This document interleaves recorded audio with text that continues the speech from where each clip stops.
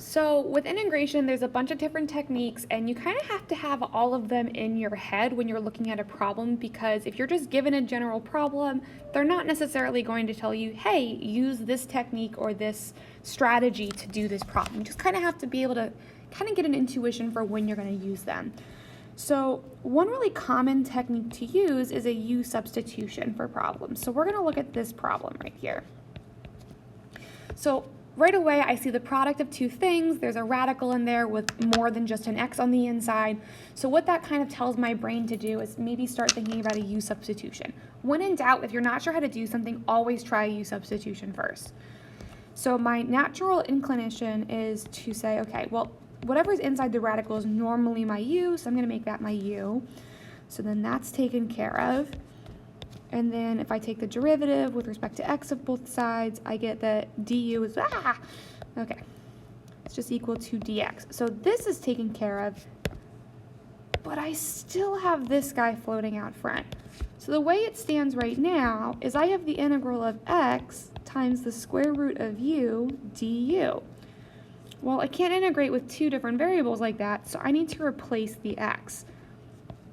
Well, if u is equal to x plus 6, that means u minus 6 is equal to x.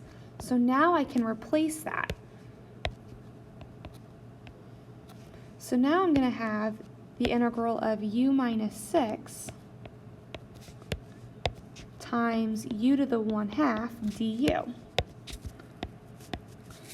And now you might be thinking, hey, that's kind of very similar to what you were already doing. Well, yes, but now, because the radical is just one term, it's just a single variable to a rational exponent, I can distribute that through and make this into the integral of u to the 3/2 power by adding those exponents, minus 6u to the 1/2 du. And then that's pretty straightforward to integrate. So that's going to be u to the 5/2, and then multiply by the reciprocal, minus 6 times u to the 3/2 multiplied by the reciprocal plus our constant of integration. I don't know why I tried to switch colors. So that's going to be 2/5 u to the 5/2 minus 12 over 3 is 4, u to the 3/2 plus c, and then all we have to do is plug back in. So u was x plus 6, so this is going to become 2/5 x plus 6 to the 5/2 power minus 4 x plus 6 to the 3/2 power plus c. So whenever you're doing an integral like this and you know, and the power that's like inside of some sort of function structure like a square root is the same as the power on the outside, you can basically guarantee that you're going to have to do something like this, that you're going to have to redefine your variables. We're going to do one more example. And so this is another common kind of place that you're going to see it. So I guess I should number them. This is number 1, number 2. Okay. So another type of problem that you might see is something that looks like this. X divided by the square root of 2x minus 1 dx. Now there are several ways to approach this problem. All of them really involve a u-substitution, but there's a couple of different ways that you could pick your u and kind of define it and like go about it. So whenever you have a rational function like this, whatever is in the denominator needs to be your u, because your du is never going to be in the bottom of your fraction. So I'm going to pick the stuff that's on the inside. And again, I can see that I have the same power inside my square root as I do in the numerator of my function. So I can kind of already tell that I'm going to have to redefine these variables. So I'm going to let u equal 2x minus 1. So if I take the derivative then, du is equal to 2 dx. Okay, so I just want to replace 1 dx. So I'm going to divide both sides by 2. So I'm going to get that 1/2 du is equal to dx. So now I can replace this guy with 1/2 du.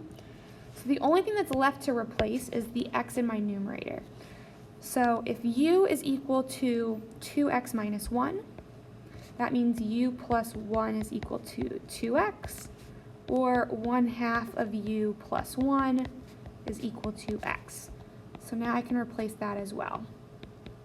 So now that everything in my problem except for the overall structure, like the fraction and the square root, can be replaced, I can rewrite this whole thing.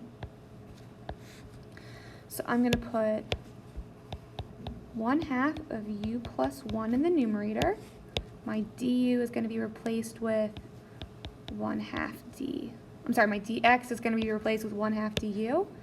And then in the denominator, I'm going to have the square root of u. Just going to jump down here to give myself some more space.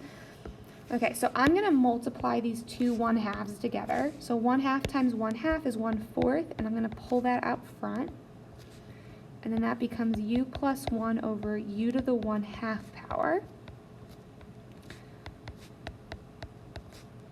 So now I'm just going to write this out. So since I only have one thing in the denominator, I can split my fraction up like so, which means I can reduce the powers inside. So u over u to the 1/2 is u to the 1/2.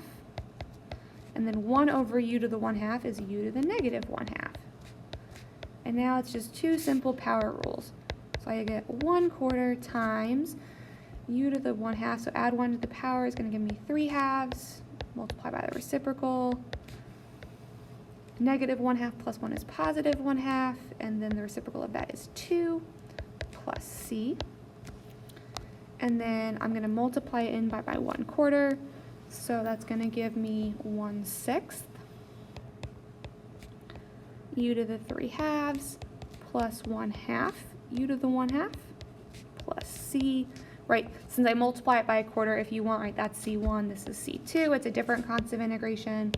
And now we're just going to substitute back in for all of the u's with 2x minus 1.